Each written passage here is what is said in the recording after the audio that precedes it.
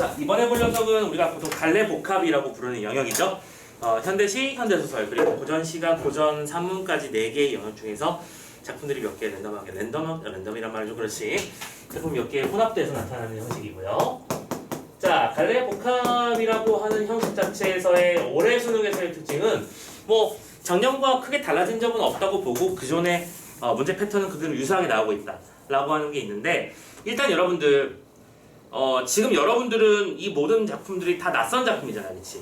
그래서 뭐지 싶고 싶은 상태에서 문제를 풀겠지만, 여러분들이 이제 올해 수능 특강이 나오고 수능 완성이 나오고 하면 그 작품들을 선생님이랑 공부를 할 거란 말이야. 그러면 공부가 된 상태에서의 시점이라고 생각하고 이 순서를 따라와봐. 자, 일단 작품에 뭐부터 볼 거야? 제목부터 볼 거야. 얘는 문제도 문제지만 제목을 딱 보면 내가 이게 아는 작품인지 모르는 작품인지 정리가 될 테니까. 자, 첫 번째, 이육사의 초가라는 작품이 나왔어. 처음 보죠? 이것도 물론 비연기였습니다. 오케이. 그러면 아마도 예상컨대 이 문제를 해석하는 틀은 어디선가 주겠지. 쫄지 말라고 했어, 그죠? 해석의 틀을 줄 거예요. 그리고 두 번째 작품은 작품의 제목이 김관식의 거산호 2라고 되어 있습니다. 거산호는 연기 작품이었어요. 그럼 참고로 이 나 작품이랑 연결된 문제는 참고로 푸는데 약간 오버를 떨자면 5초 컷이 돼야 돼. 왜냐면 작품의 내용을 다 알고 있으니까 선택지를 보자마자 그런 게 있구나 라고 생각할 수 있겠지. 그리고 다를 딱 봤더니 산문지문이네 수필이겠구나. 그리고 이옥의 담초라고 하는 제목이 실려 있습니다. 지금 당장은 무슨 내용인지 모르더라도 오케이, 낯선 작품이 실려 있으니까 이 작품은 어쨌든 수필일 것 같고, 수필이라면 선생님이 항상 얘기했던 그 출제 포인트 있었지. 뭐였죠? 소재에 대한 태도에 관련된 문제가 나올 것이다 라는 예상을 하면서 이 작품의 중심 소재가 뭐고요? 이 중심 소재에 대해서 작가는 어떤 의견을 가지고 있는지를 찾으려고 노력하면 답이 자연스럽게 노출될 것이다 라고 했던 거 기억한 상태에서, 자, 문제부터 먼저 한번 봅시다. 이런 거야. 자, 18번 딱 봤더니요, 가나다에 대한 설명인데, 참고로 원래 이런 문제들은 첫 번째 문제에서 표현상 특징 문제로 많이 나타나는 편이었죠, 그죠? 자, 요 얘기를 잠깐 해볼까? 어쨌든 문학 파트에서 출제가 되는 요소가 뭐가 있냐라고 한다면, 첫 번째는 표현상, 혹은 이게 산문이라면 서술상 특징이 뭔지를 묻는 문제가 반드시 등장하게 돼 있죠. 그리고 두 번째, 구절의 의미를 파악하는 문제. 물론 이게 소설로 넘어가면 소재의 의미를 파악하는 문제일 수도 있을 겁니다. 오케이? 이런 것들이 나올 것이고, 세 번째, 보기의 내용을 적용해서 풀어보는 문제로 이 세 가지 기본 유형이 여러 가지로 왔다 갔다 한다 라고 판단하는 게 기본인 건 다 알고 있을 거야, 그지? 많이 풀어봤을 테니까요. 그리고 여기에서 이제 그 녀석이 시문학이라면 혹은 뭐 소설문학이라고 했을 때, 시라면 당연히 여러분들 화자, 대상, 상황, 태도라고 하는 4가지 요소가 제일 중요하잖아. 그거 가지고 문제를 출제할 거고, 소설이라면 인물, 사건, 배경 가지고 문제를 출제한다. 이런 요소들을 끄집어내면 되는 거예요. 오케이? 패턴은 항상 동일해. 그래서 이렇게 문제가 나오는데, 지금 이 첫 번째 문제는 겉보기에는, 얼핏 보기에는 표현상 특징 문제일 것 같잖아. 그리고 원래는 그래 왔었으니까. 근데 요즘 문제 트렌드가 뭐냐면, 표현상 특징을 그냥 대놓고 여기에는 비유적 표현이 쓰였어요. 여기에는 의인법이 사용돼서 어떻게 나타냈어요. 이렇게 나타나는 단순한 문제가 아니게 됐다는 거야. 지금부터 보시면 봐봐. 1번 조화로운 공동체, 2번 부정적 인식을 바탕으로 회의를, 세 번째는 인간에 대한 성찰을, 무상감을, 정서 문제로 바뀌어 있잖아, 그렇지? 그래서 지금 이 문제는 작품에 나타난 중심 정서를 찾는 게 핵심인 문제구나라고 생각하고 문제의 의도만 파악해놓고 넘어가면 되는 거야. 오케이? 두 번째요. 보기를 참고할 때 A부터 E를 이해해보래요. 구절의 의미 파악하는 문제겠지. 그리고 보기에 A부터, 이 녀석은 A부터 E를 확인하는 문제니까 A부터 E가 어디 실려있어? 가에 실려있잖아. 가 담당 문제잖아. 이랬죠? 그러면 이때 이 보기는 이 작품을 이해하는 큰 틀이라고 생각하고도 과언이 아니겠지? 19번 문제의 보기를 먼저 읽고 C를 구절구절 읽어가면서 A, B를 왔다 갔다 하면서 비교하는 작업을 하고, C를 다 읽고 나면 자연스럽게 문제가 해결되어 있는 상태가 되는 게 베스트겠구나, 이런 생각 해줬으면 좋겠어요. 20번 산에 대한 화자에 대한 태도를 중심으로 나를 감상하래요. 이거 뭐야? 상황, 태도. 아까 말씀드렸잖아. 시적, 화자, 대상, 상황, 태도 가지고 문제 낸다고. 태도 가지고 바로 문제가 나와버렸죠. 참고로 이 10번 문제 같은 경우에도 푸는데 몇 초 안 들어야 되는 문제고, 이건 자세한 건 이따 설명해 드릴게요. 21번 나에 대한 이해요. 봐봐, 이것도 똑같은 그 패턴의 문제야. 다는 수필이고, 수필에서의 나는 작가 자신이며 작가가 소재에 대해서 어떤 태도를 가지고 있는지 파악하라는 문제잖아. 그러면 읽으면서 이 작품의 중심 소재와 소재가 뭔지도 그리고 소재에 대해서 어떤 태도를 가지고 있는지도 또 체크해주면 되는 거고요. 자, 그리고 22번 넘어갔더니 본격적으로 2개 이상의 작품을 묶은 문제가 나와 있습니다. 그쵸? 첫 번째는 묵화와 북창을 중심으로 각각의 작품을 얘기해보래. 그러면 이때 시를 읽을 때도 이 묵화라는 녀석이, 북창이라는 녀석이 어떤 의미를 지니고 있는 건가를 생각해보면서 문제를 풀어나가야겠고, 마지막 23번 보기를 참고해서 가나다를 감상하라고 되어 있는데, 참고로 이 23번 문제가 놀랍게도 오답률 베스트 10에서 12문제였어요. 문학이 어쨌든 하나는 걸쳤어. 문학 중에서 제일 어려운 문제라고 판단이 되는 문제인데, 자, 그럼 이 문제 같은 경우에도 선택지 반영 비율을 반응 비율을 봤더니 4번 선택지가 40%고 5번 선택지가 37% 정도, 즉 4번 아니면 5번 이런 식으로 많이 끌려갔던 문제인 것 같아. 그래서 이런 문제 해법은 선생님이 이따 설명을 해드릴 텐데, 적어도 문제를 스캔하는 입장에서는 지금 이 녀석은 이 보기가 먼저 읽는다기보다는 문제를 풀 때 필요한 몇 가지 정보를 실어놓은 것이라고 생각하고 다 읽고 나서 최종적으로 풀면 되겠구나라는 생각하시면 되겠죠. 자, 그러면 머릿속에 작품 구성은 이렇게 돼 있고 내가 읽어야 되는 것들은 이런 것이며 문제 푸는 순서는 이런 식으로 가야겠다. 감이 빡 오시죠? 오케이? 19번에 보기 읽고 가 풀고 20번 작품은 바로 20번 풀어버리면 되고, 자, 나 작품이니까 세 번째 작품도 역시 작품을 읽고 나서 21번 풀고 이 세 가지를 종합해서 18번에서 정석 정리한 다음에 세부 이해 파악하는 문제, 비교 적용하는 문제 풀면 마무리 되겠구나. 이런 순서들로 문제를 보는 단계에서 다 마무리가 돼야 돼. 그리고 문제를 스캔한다라고 계속 누차 말씀드리고 있지만 착각하면 안 되는 게, 선생님이 지금 이걸 빨리 그냥 말로 풀고 있잖아. 근데 이거 너희들 생각보다 되게 오래 걸린다, 처음 연습이 안 돼 있으면. 오케이? 이것도 자꾸 연습을 해봐야 되는 부분일 거예요. 선생님이 예를 들어 20초 줄게. 지금부터 선생님이 했던 얘기를 한번 실행해봐 라고 한다면 그게 생각보다 잘 안 되는 걸 느끼게 될 거야. 중요한 건 해보는 거야. 알겠죠? 선생님 자꾸 딴 나라 간다. 힘내. 자, 그러면 가작품부터 본격적으로 설명을 들어가 볼까요? 너희들은 이제 처음 보는 작품이니까.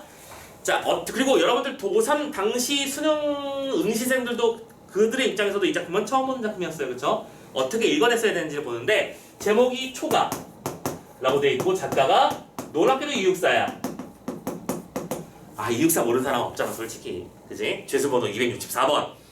조국의 어떤 광복을 위해서 온몸을 던진 민주화란다. 독립투사였고요.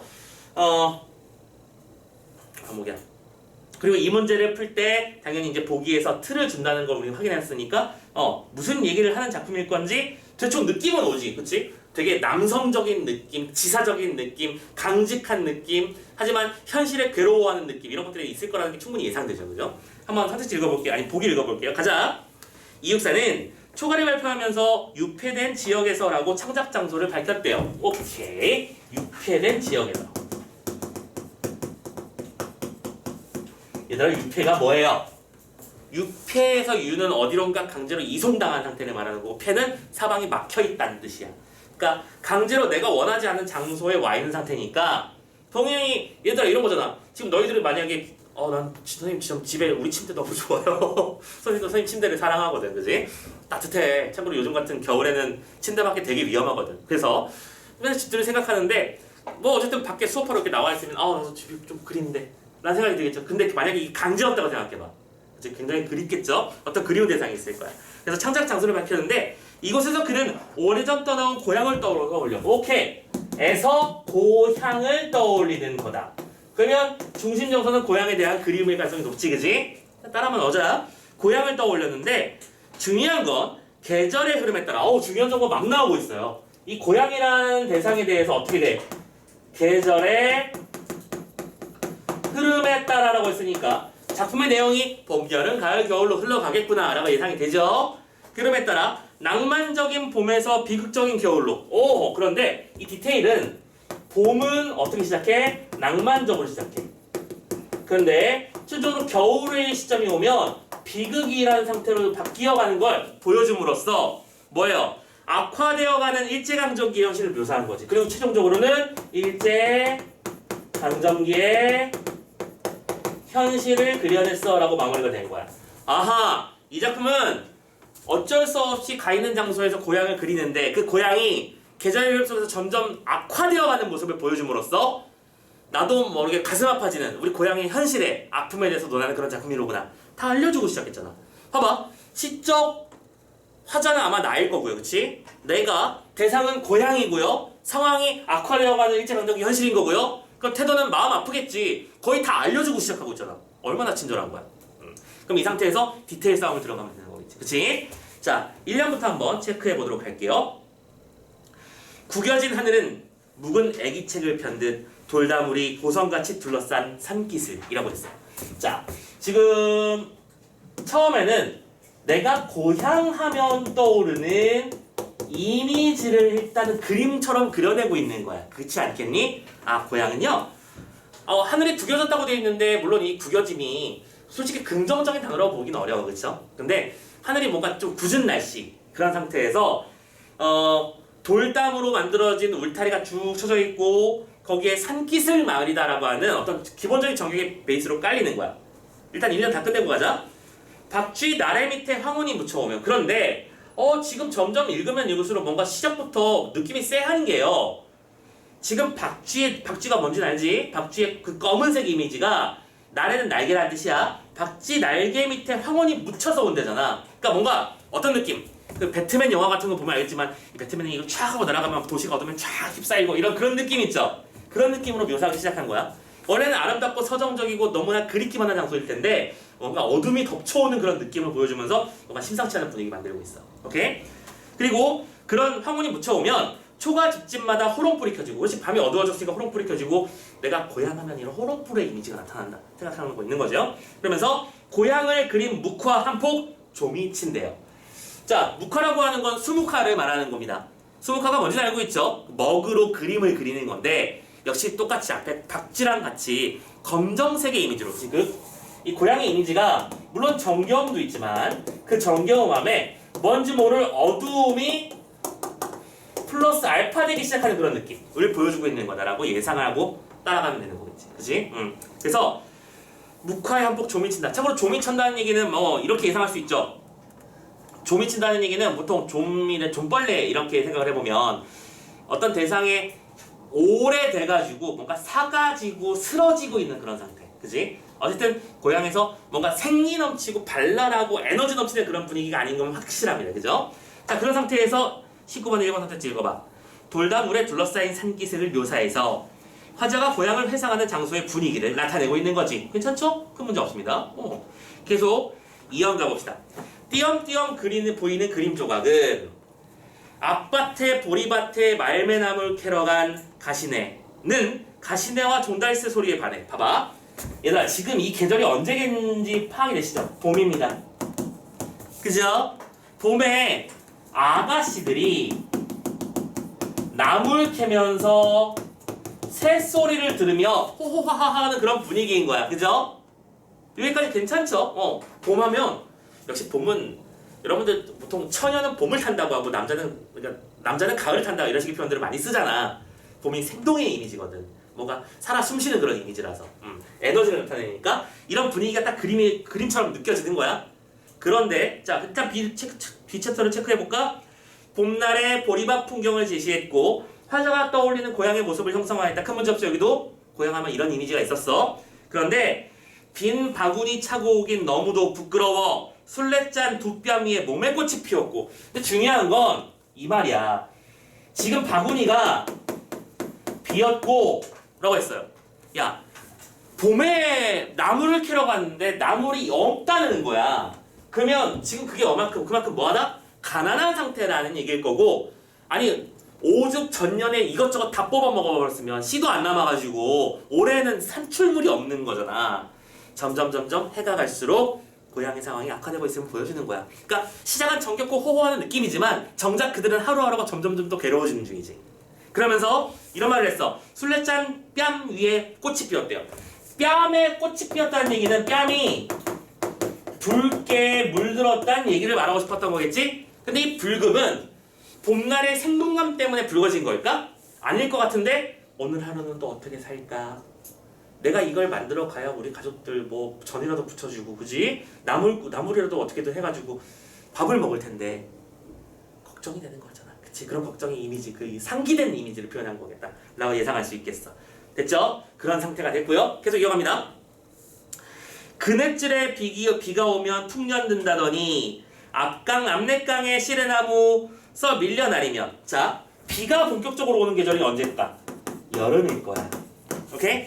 여름하면 우리 마을에 비가 좀 제법 왔어. 그치? 그래서 비가 내리면 나무 같은 것도 막 쓸려 내려오고 이러는데 젊은이와 뗏목을 타고 돈 벌러 학구로 들어가는 거야. 여기서는 뭐가 나왔어? 젊은이가 나왔어. 근데 이 젊은이가 뭘 타고? 뗏목을 타고 돈 벌러 갔어. 그럼 돈 벌러 갔으면 돈 많이 벌어서 와봐 돈 벌어 왔어. 여보 돈 벌어 왔어요. 라고 말할 수 있어야 되는데 어떻게 됐어? 항구로 흘러간 몇 달에 서리빨 잎이 져도 못 오면 바람이 분다. 바람만 불고 있잖아. 바람만 휘 하고 불고 있는 거야. 돌아왔다는 얘기야 못 돌아왔다는 얘기야. 제대로 돌아오지 않았다는 얘기겠지. 그치? 자 고향이 점점 망가지고 있습니다. 젊은 아가씨들은 먹을 게 없어서 힘들어하고 있고요. 젊은이들은 뗏목 타고 돈 벌러 갔지만 결국엔 바람과 함께 소식이 끊어져 버리고 있고요. 그리고 이때 뒤에서 문제로도 나오지만 하고 많은 대상 중에 왜 뗏목이란 단어를 썼을까? 뗏목이라고 하는 게 정식으로 만들어진 배가 아니잖아. 불안한 상태인 거야. 완벽한 상태가 아니라고요. 하루하루 먹고 살기가 힘든 그런 상황 속에서 젊은이들은 나름대로 고향을 떠나서 먹고 살기를 추구하고 있는데 그게 힘들어진 상태라는 얘기겠지.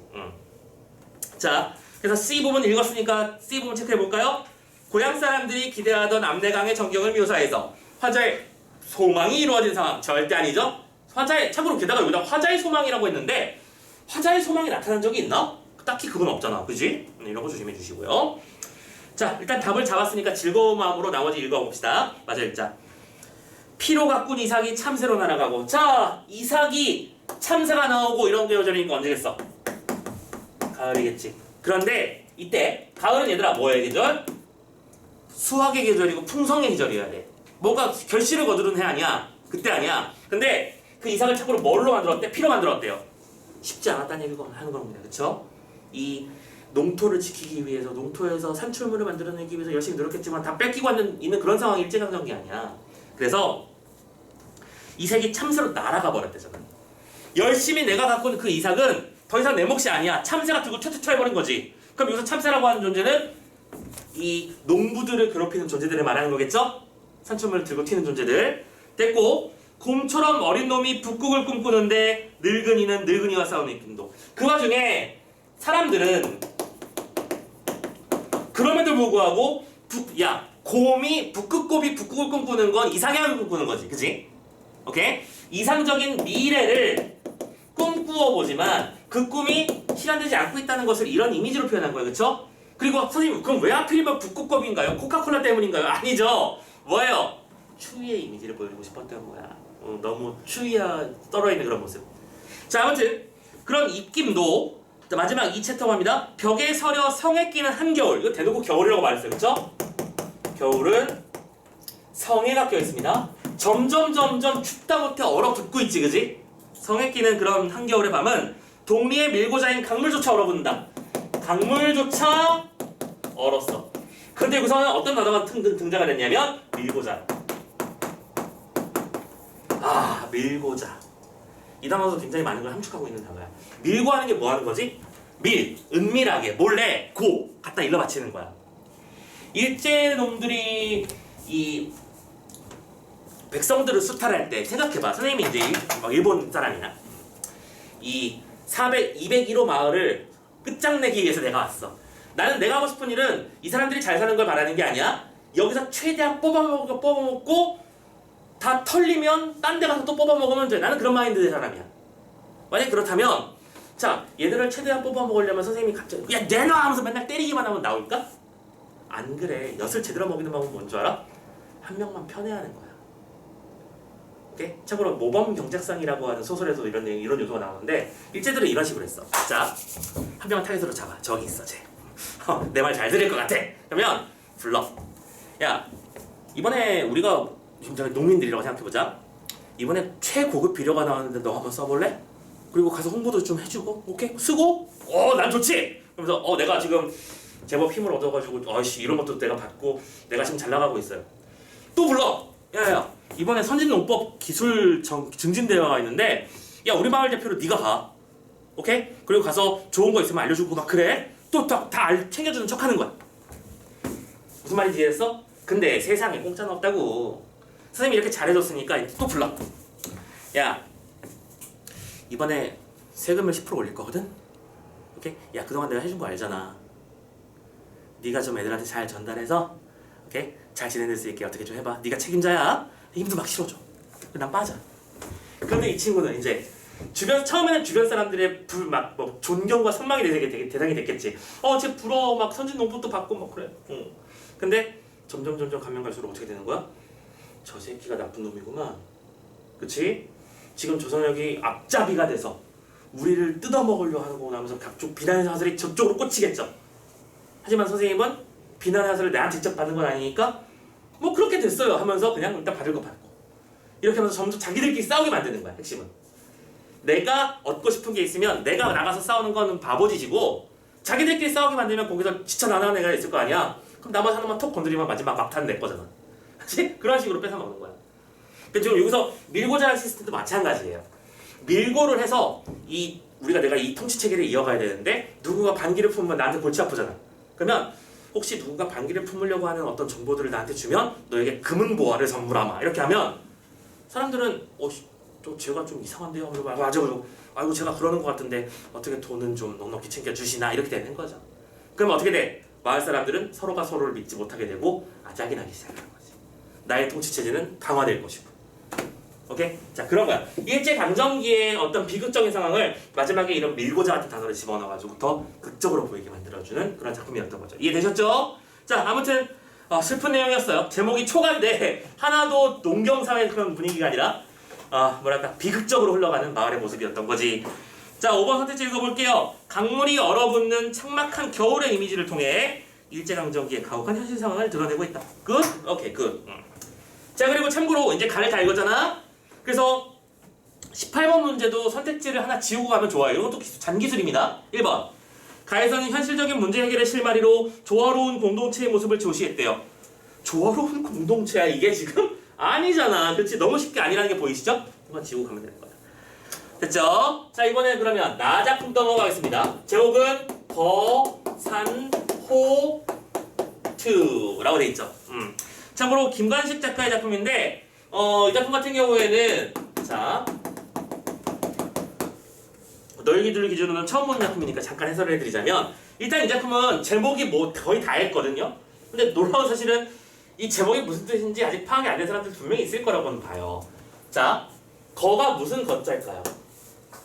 다들 이 거를 물어보면 이런 대답을 하더라고. 거대한 건가요? 아니에요. 거주 할 때 그 거예요. 살아가는 거야. 산은 말 그대로 산. 그치? 호는 무슨 호자일까요? 뭐 한다는 뜻일 거 호는. 호, 불호 이런 말 들어본 적 있지 않아?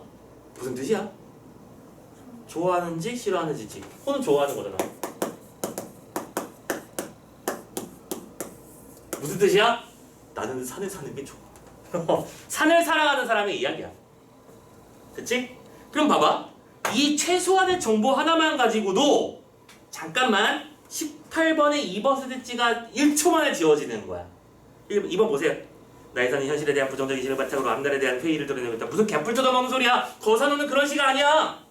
이런 정보를 미리 알고 있으니까 얼마나 빨리 풀리냐는 거지. 무슨 말인지 알겠죠? 아무튼 간에 거산호. 자, 그러면 참고로 여기서는 북창이라는 이미지를 중심으로 좀 작품을 설명해 봐야 됐던 것도 기억나시죠? 잠깐만 설명을 들어가 볼게요. 그리고 참고로 뒤에 있는 몇 번 문제였지? 20번 문제. 산에 대한 화자의 태도 중에서 적절하지 않는 걸 찾는 거야. 그러니까 이 태도들을 쭉쭉쭉쭉 리스트업 해나가는 게 중요하겠구나라는 예상을 하면서 시를 읽어나가는 거지. 가볼게요. 오늘 북창을 열어 장거리를 등지고 산을 향하여 앉은 뜻은 이라고 있어. 야, 초반부터 그냥 세게 나온다. 가자. 북창을 열어. 오케이. 어디를 등졌어? 장거리를 등졌대요. 장거리를이라는 얘기는 장거리를 등졌다는 얘기야. 오케이? 자, 얘들아. 옛날에는 보통 집을 지을 때 뭐가 말하는지 알겠지? 배산임수 이런 식으로 짓잖아. 그치? 오케이? 참고로 이쪽이 남쪽이라고 친다면 이쪽이 북쪽이야. 그럼 북창은 북쪽으로 된 창이니까 뭐가 보이는 창문이야? 산이 보이는 창문이지. 그러면 북창은 산이라는 공간과 가까이 하려는 마음을 상징하는 장소겠지. 그런지 알겠지? 북쪽에 들어오는 창문을 연다는 얘기는 산을 좀 더 가까이 보고 싶어 한다는 뜻이라고 본다면 장거리는 무슨 뜻인데? 장이 서 있는 거리야. 장이라고 하는 건 사람들이 욱자식걸 모여가지고 뭐 사고 팔고 거래하는 장소야. 그치? 근데 이런 거래라고 하는 건 속세적 가치를 말하는 거 아니겠니? 이 작품의 관점에서 비춰봤을 때. 그러니까 이 장거리는 속세를 말하는 건데 창문을 열어놓고 장거리는 등졌잖아. 등졌다는 얘기는 등 쪽으로 옮겼다는 얘기니까 안 보고 싶은 거지. 그럼 이쪽은 뭐 하는 거야? 멀리 하고 싶어하는 마음이라는 거지. 그래서 북창을 이건 뭐 했다고? 열고 등진 이런 식의 대립구조가 보였다면 이 작품의 시작이 정말 잘 된 거야. 오케이? 자, 내가 이렇게 하는 뜻은 하면서 작품을 시작한 거야. 사람은 맨날 변에 쌓지만 태고로부터 푸르러 온 산이 아느냐. 오, 저봐 여기서도 지금 작품 안에 비교점이 딱 찍히고 있죠? 내가 이렇게 산을 좋아하는 이유는 그 이유는 첫 번째 산은 태고적부터 푸르대요. 근데 인간은 뭐였다고? 맨날 변한대요. 그러면 산이 가지고 있는 무슨 성? 불변성의 가치를 높게 치는 거야. 그치? 나는 쉽게 변하는 건 별로야. 쟤처럼 산처럼 꾸준한 아름다움을 가지고 싶어라는 얘기입니다. 계속 고요하고 너그러워 수하는 데다가 그리고 얘는 고요하면서도 너그러움도 가지고 있어. 그래가지고 목숨도 긴 데다가 복을 갖고도 자랑하는 뭐한? 겸허함도 가지고 있어.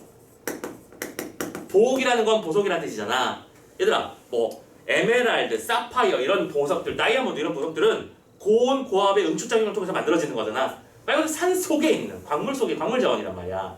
산을 파보면 보석이 안 나올 리가 없다는 얘기지. 압착 과정에서 만들어진 거니까.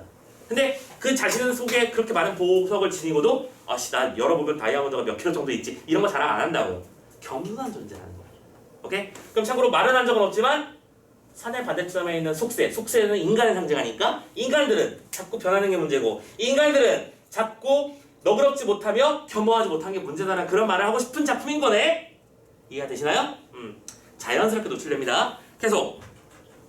그래서 마음이 본시 산을 사랑해 평생 산을 보고 산을 배우는 거지. 이건 나의 태도. 난 산이 너무너무 좋아요.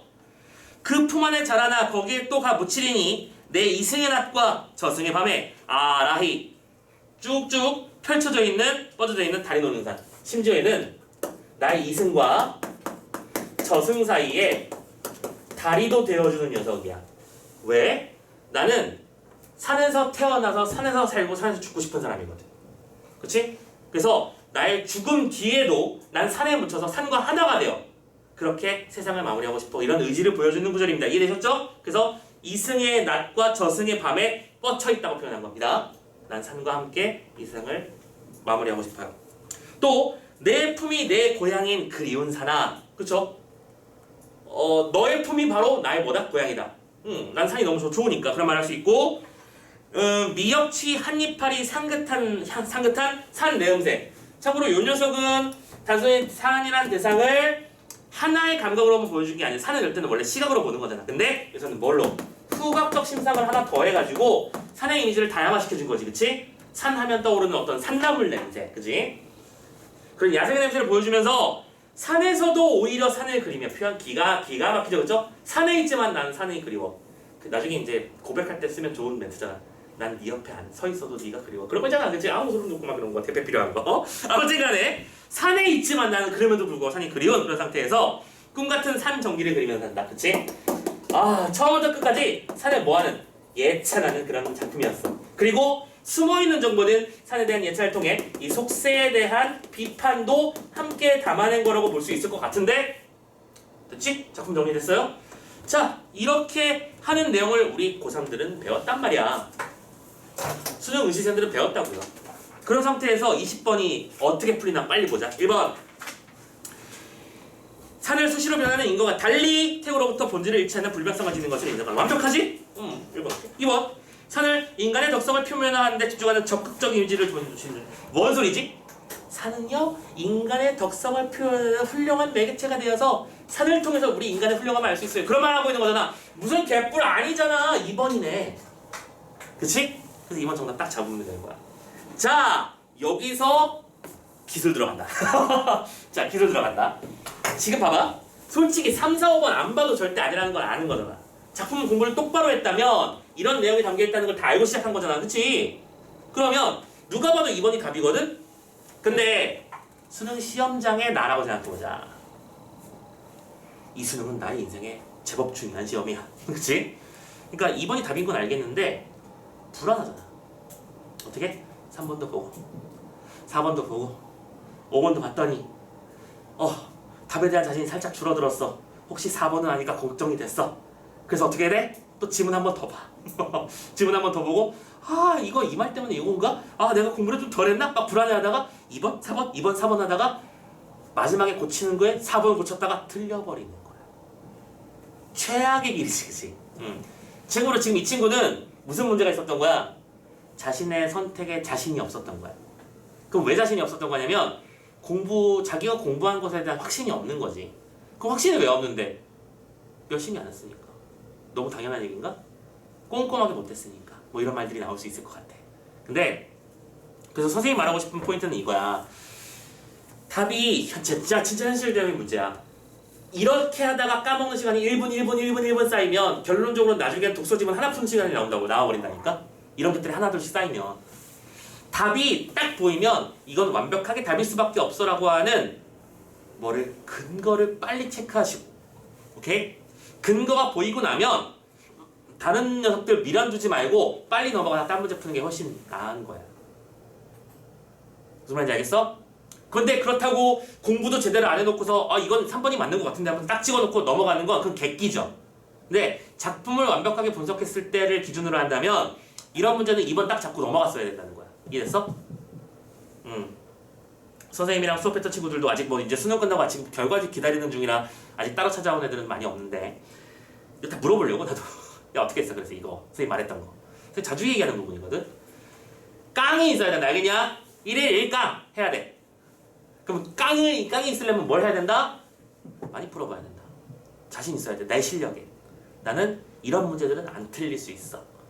오케이? 그런 자신감을 가지려면 많이 풀어보는 게 중요하다. 그 말씀 꼭 드리고 싶습니다. 알겠죠? 갑자기 딴 얘기였지만 생각보다 중요한 얘기일 겁니다. 이것도. 자, 자신감을 갖자 문제를 푸는데 참고로 3번 근데 우리는 공부하는 거니까 다 봐야겠지, 그지? 산을 삶과 죽음을 이어줌으로써 함께할 대상으로 보고 있는 거 맞고 4번 근원적 고향으로 인식하고 그리움의 대상으로 여기는 거 맞고 5번 현재도 함께하지만 앞으로도 지속적으로 지향할 대상으로도 보는 거 맞지? 문제가 너무 쉬워서 할 말은 없었지만 선생님 개인적인 의견으로는 이런 문제는 거의 주는 문제야. 그냥 아무리 못해도 적어도 시험 작품 한번 들여다봤으면 풀 수 있어야 되는 문제. 이렇게 내신 거 아닐까라고 예상을 하고요. 자, 이제 마지막 다작품으로 넘어갑시다. 이옥의 담초라는 작품이로군요. 자, 아까 문제에서 봐야 될 부분이 뭐였는지 우리 봐서 알고 있죠? 대상이 있을 거고요. 그 대상에 대한 썰을 읽어가면서 거기에 대해서 어떻게 생각하는지 화자의 의견을 따라가 보는 게 중요할 것 같은데, 자, 참고로 제목이 담초예요. 제목의 의미를 보고도 많은 걸 추출할 수 있었으면 좋겠습니다. 담은요, 썰 푼다는 얘기예요. 그러니까 담화문을 발표하려고 이렇게 담 있잖아, 그치? 농담할 때 그 담도 마찬가지일 겁니다. 얘기한다는 뜻이고요. 초는 풀초잖아, 그치? 풀에 대한 이야기라는 뜻이에요. 자, 가볼까? 가자. 온갖 꽃들이 요란스럽게 일제히 터트려져 광채가 찬란한 꽃냄새. 얘들아, 그 인위적인 맑은 코스모스 향 이런 거 말고 진짜 꽃냄새 진하게 맡아본 적 있나요? 요즘 이런 친구들이 생각보다 많이 없긴 하던데. 그러니까 좀 단적으로는 저기 어디냐, 저기 바로 옆에 고속버스 터미널 가면은 화훼단지 있잖아, 그치? 거기 가면은 지하로 내려가면 꽃 파는 데가 대단지로 이루어져 있어. 그래서 거기 한번 지나갈 때마다 꽃향기가 엄청나게 무신무신 나죠. 근데 참고로 개인적으로 선생님은 그 냄새는 너무 복잡한 냄새라고 생각하고, 선생님이 겪어봤던 꽃 냄새 중에서 진짜 강하고 세고 오래갔던 거는 난향기. 근데 이거 아마 선생님이 정규 수업 때 얘기한 적이 있을 거야. 못 들은 사람도 있을 거고. 선생님이 인생에서 겪어봤던 모든 냄새 중에서 가장 아름다운 냄새였고 지금도 잊을 수가 없던 그 냄새, 난향. 그러니까 난초의 꽃이 딱 한 송이가 피었는데 그 한 송이 때문에 집에 있는 냄새가 다 좋은 거야. 오늘도 빨리 집에 가서 냄새 그 향을 맡고 싶어 할 정도로 아주 특이한 향이 있었어. 그래서 아, 또 맡고 싶은데 참고로 그 향을 맡는다는 얘기는 그 꽃이 죽어간다는 뜻이라서 함부로 할 수 없는 거였다는 건 약간 노림 특이한 점이었고. 아무튼 꽃냄새. 요즘에는 거의 인공향으로 다 세상에 도배가 돼서 이런 향기 맡기는 좀 어렵겠지만 어쨌든 꽃향기 그리고 뭐 산내음 이런 것들은 잊지 않고 살아갔으면 좋겠습니다. 뭐 틈틈이 산도 한 번씩 가고, 그지? 화이트한지도 한번 놀러 가고 그랬으면 좋겠어요. 뭐라고? 풀냄새. 풀냄새도 좋지. 근데 풀냄새는 참고로 솔직히 맡는데 어려움은 없어. 왜냐면 우리 비 올 때쯤에, 그치? 공원이나 하다못해 그 집안 가로수 이런 데만 지나가도 풀냄새를 맡을 수 있었잖아. 요즘에는 냄새가 많이 실종되고 인공향으로 다 도배되는 세상이라서 이 첫 번째 구절 딱 듣자마자 봐봐. 꽃들이 터져서 광채가 찬란한데 바람이 살 불어오면서 향기가 코를 스친대요. 아우, 너무 좋지 않겠냐? 선생님만 좋아? 아무튼 간에 상상만 해도 기분 좋죠? 자, 아무튼 이 세상이 꽃향기로 가득하고 풀냄새로 가득한 상태야. 그런데 때마침 꼴 베는 자가, 이게 또 이제 어휘력이에요. 꼴을 벤다는 게 뭔 소리인지 모르잖아. 근데 꼴이 뭐냐면 소나 가축들이 먹는 그 풀로 만들어진 사료를 꼴이라고 불러요. 그러니까 꼴을 벤다는 얘기는 소나 그 가축들을 주기 위해서 풀 베어가는 행위를 말하는 거겠지. 가리? 근데 때마침 꼴 베는 자가 낫을 가지고 와서 손 가는 대로 베어내는데 아쉬워서 돌아보거나 거리끼는 마음도 없는 거야. 자, 지금 화자가 바라보고 있는 대상은 뭐예요? 꽃. 물론 그 꽃과 함께 풀들도 같이 묶여서 덤탱이로 뜯겨나가고 있는 중이지. 근데 그 꽃을 베어내는 상황을 보면서 화자는 뭐하고 있는 거야? 안타까움을 느끼는 거야. 여기까지는 기본적인 단계야, 그치? 화자가 대상에 대해서 뭘 느꼈나? 찾고 있는 중이잖아. 나 계속 따라가. 그래서 나는 이에 한숨을 쉬며 탄식하면서 말을 했죠. 땅이 낳고 하늘이 기르는 바 만물이 무성히 자라며 모두가 방대한 은택을 입는구나. 이에 따스한 바람이 불고 갖가지 형상을 하루 새기고 담비를 내서 물들이니 천기를 함께 타거나 형체를 부여받음에 각기 그 자질에 따라 고운 자태를 드러낸다. 자, 말이 좀 긴데 결론적으로 지금 하고 싶은 얘기는 뭐야? 태초에 하늘에서, 그치?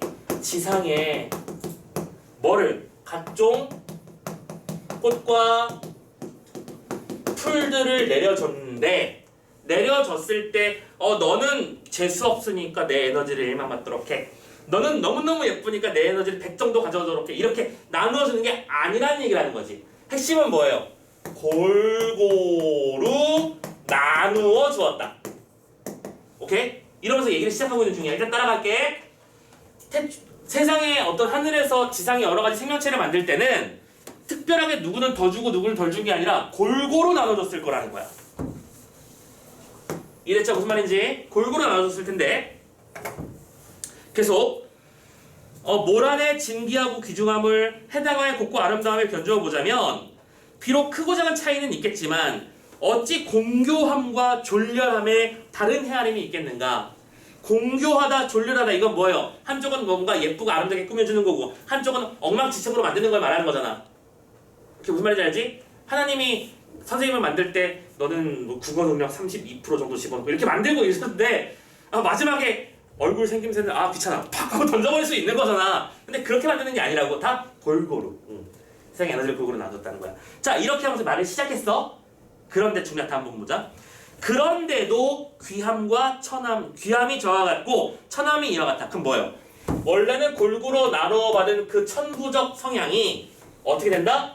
귀한 것과 천한 것으로 나누어지는 상황에 대한 자신의 판단을 설명한 글이겠구나. 예상이 돼야지 지금.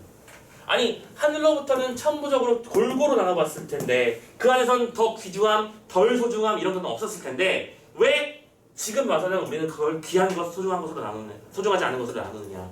그 말하고 싶은 거네. 그래서 어떤 것은 부호가의 깊은 장막 안에서 눈앞에 봄바람을 지키고, 그치? 어떤 거는 뭐예요? 이 귀한 걸 말하는 거네. 부호가의 장막 안에서 봄바람을 지킨대. 그럼 뭐예요? 내가 어떤 꽃이야. 태어났는데 내가 너무 생각보다 예쁘게 생겼고 희귀하게 생겼어. 그러니까 사람들이 그걸 수집하다가 부자한테 본주고 팔았어. 부자는 오, 이 꽃 뭐요? 신기하고 예쁜데? 하면서 자기 온실에 놔둬. 그러니까 온실에 놔두니까 얘는 비바람 맞거나 지나가는 사람이 얘 풀 먹여야지? 하면서 소 먹여야지 하면서 막 배워가고 그럴 일이 없는 거잖아. 그치? 이렇게 보호받는 거야. 그렇게 보호를 받는데 또 어떤 것은 짧은 낫을 든 어리석은 종의 손아귀에서 가을 소리처럼 변하는 거죠. 그치? 이쪽은 종의 손에서 뭐야? 아까 뭐라고 했지? 꼴로 처리가 되는 거죠. 오케이? 어떤 존재는 귀하게 생명을 유지하고 어떤 존재는 한낱 풀떼기에 불과한 존재가 되느냐. 그럼 이 차이는 왜 만들어지는 것이냐에 대한 탐구를 답은 그리겠구나라고 예상해야 되는 거죠. 계속 따라가 볼게. 근데 이게 어찌된 일인가? 그러니까 모르겠어 나도. 뜰악은 사람 가까이에 있고 교회의 땅은 멀리 막혀 있어.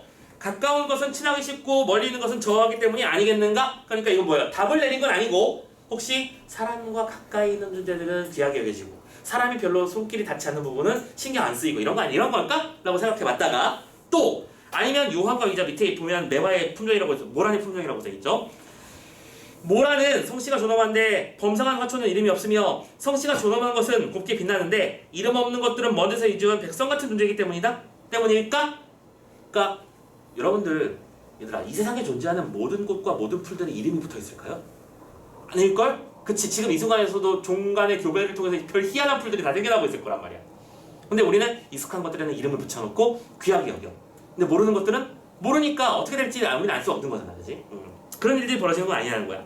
또 아니면 뿌리가 깊은 것은 종족이 번성한데 빽빽히 늘어선 것들은 가늘고 작으며 높고 큰 것은 높은 자리에 있고 가늘고 작은 것들은 들판에 있기 때문인가? 또 혹시 뭐 뿌리의 튼튼함 이런 것 때문인가? 그러니까 뭐예요? 지금 여기서 뭐뭐 때문인가 한 건 혼자서 탐구를 하는 과정인 거지. 중요한 말은 솔직히 아니야. 오케이? 진짜 중요한 건 제일 마지막 다음부터겠죠. 여기서부터 깨달음이 나올 테니까 가자. 낳는 것은 하늘에 달려있으나 영화롭게 하는 것은 인간에 달려있다. 태초에 하늘은 골고루 나누어지지만 이 귀한 것과 천한 것을 나누는 것은 인간이 하는 일이기 때문이다. 인간이 문제다! 그 말하고 있는 거야, 그치? 인간이 이 두 개 개념을 나눠버린 거잖아. 그래서 하늘은 사사로움, 개인적인 감정이 없기 때문에 조화가 균일하지만 인간은 널리 베풀지 못하니까 소원함도 있고 친원함도 있는 거야. 소원하다 무슨 뜻이야? 멀리 두고 꺼려 한다는 뜻이고 친하면 가까이 둔다는 얘기지. 하늘이 이미 낳아주었는데 또 어찌 사람이 영화롭게 하고 영화롭지 못하게 한다고 원망하겠는가? 오케이? 그럼 뭐예요? 이 세상의 귀하고 천함이라는 가치는 인간에 의해서 자기적으로 만들어진 것일 뿐 세상의 모든 대상들은 하늘로부터 골고루 그 에너지를 나눠받았다. 그 말하고 싶었던 작품인 거네. 이해되셨죠? 하면서 이런 말을 해. 나에게는 비록 감정이 있지만 풀에는 감정이 없으니 그것이 소의 목구멍을 채우는 것과 나비로 하여금 다투어 찾도록 하는 것을 어찌 달리 보겠는가. 그러니까 이것도 한쪽은 소의 목구멍에 들어간다는 얘기가 꼴이 됐다는 얘기잖아. 무슨 말인지 알겠지? 똑같은 풀인데 어떤 풀은 베어져서 그냥 한 하루에 먹거리가 돼버리고 또 어떤 것들은 나비가 찾아와서 뭐하냐고 했었어. 찾도록. 나비가 찾아왔다는 얘기는 번식을 할 수 있다는 얘기고 교배가 이루어진다는 뜻인 거잖아요. 그치? 후세를 이을 수 있는 거잖아. 그래서 이렇게 두 개의 차이가 만들어지는 상황을 비유적으로 이렇게 표현하고 나는 이 두 개를 다르게 보지 않고 싶어 라고 말하는 거야. 이 세상에 귀하고 천함이라고 하는 구분은 원래 없는 것이다.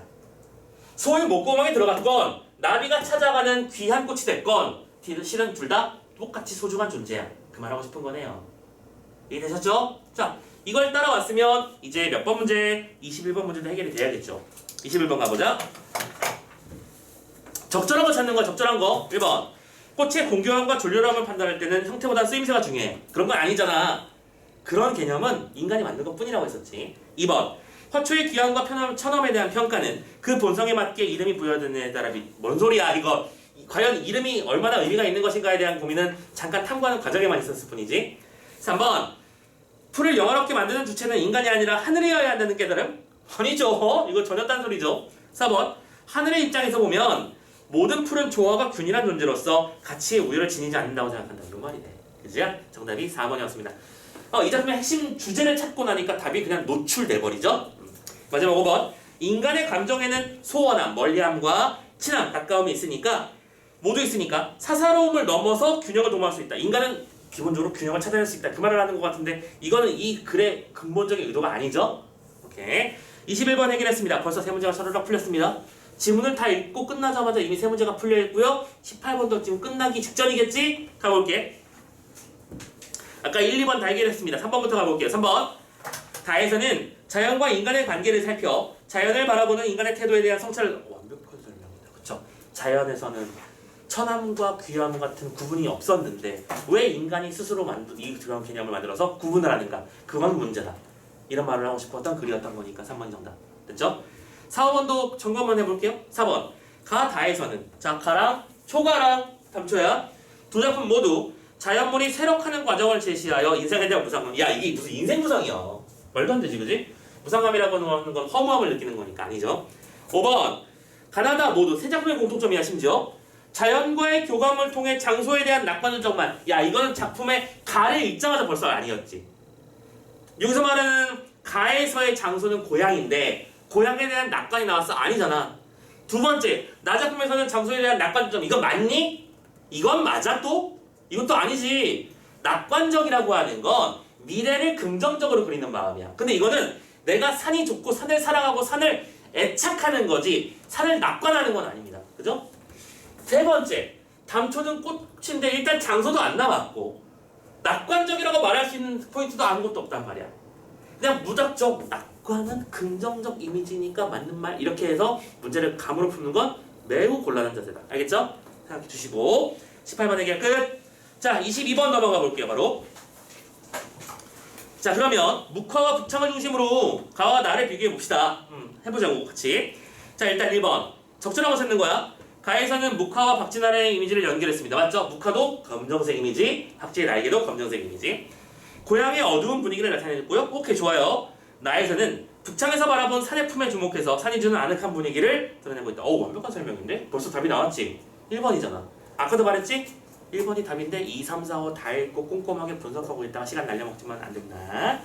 근데 참고로 그런 일을 하려면 작품 분석을 똑바로 완벽하게 해야 된다 라고 했었어요. 자 2번 갑니다. 묵화는 황혼이 상징하는 현실적 상황에 그리고 나에서 북창은 저승이 밤에 의미하는 야 북창이 저승을 의미하는 절망적인 상황이야? 절대 아니지. 세 번째 잘못된 지점을 찾아볼까 그냥?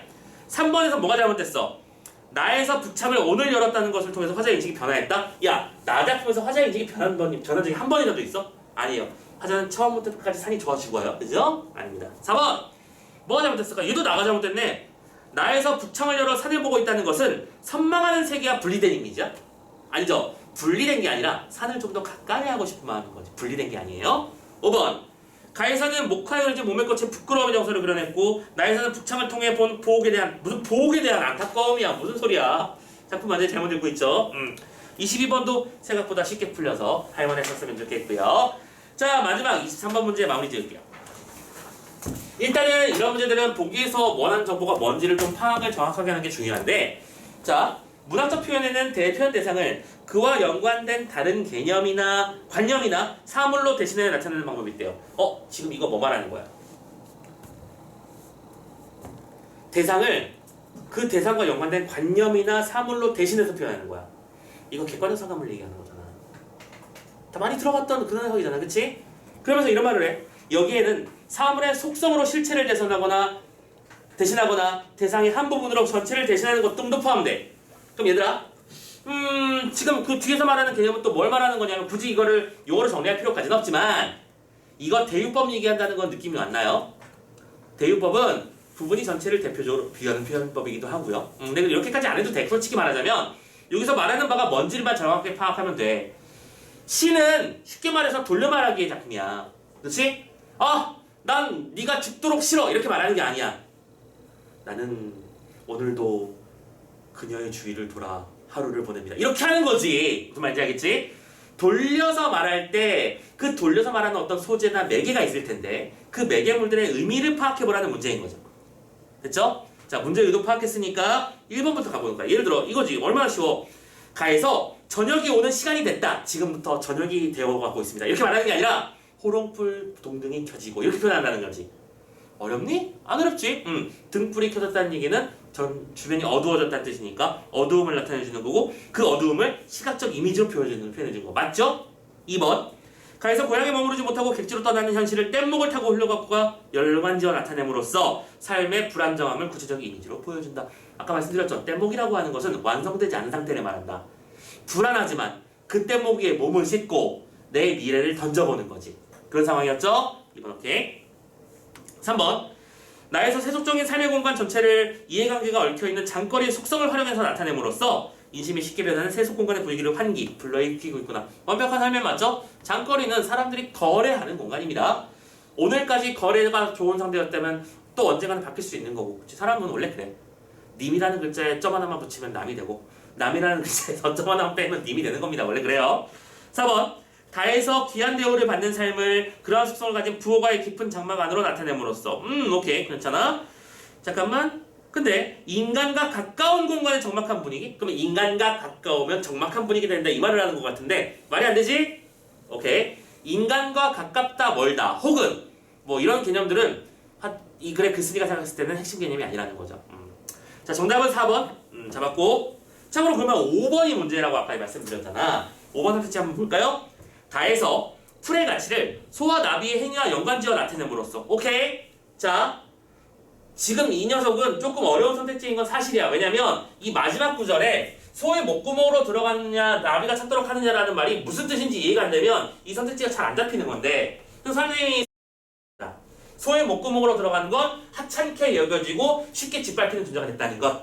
반대로 나비가 찾는 존재가 된다는 얘기는 그 품종을 유지하고 귀한 대접을 받고 있다는 것. 그리고 그런 얘기는 귀한 것과 천한 것의 대비지만 그건 결국 인간이 만든 것뿐이다 라는 거였지. 그래서 이 두 개로 연관지어 나타냄으로써 하찮게 취급되는 풀과 귀하게 여겨지는 풀의 차이를 구체적으로 보여준다. 완벽한 설명을 했잖아요. 해석이 되고 나니까 문제가 풀린다는 거죠. 그죠? 오케이. 그래서 23번 문제도 답을 잡아봤습니다. 오케이. 자 고생하셨어요. 갈래마컵도 무려 3작품을 꾸준하게 잘 정리를 해봤고 자 좀 쉬었다가 그러면 또 뒤에 나오는 소설 파트로 넘어가서 소설 어떻게 읽을까 이런 고민을 좀 같이 해보도록 합시다. 잠깐 쉬어갈게요.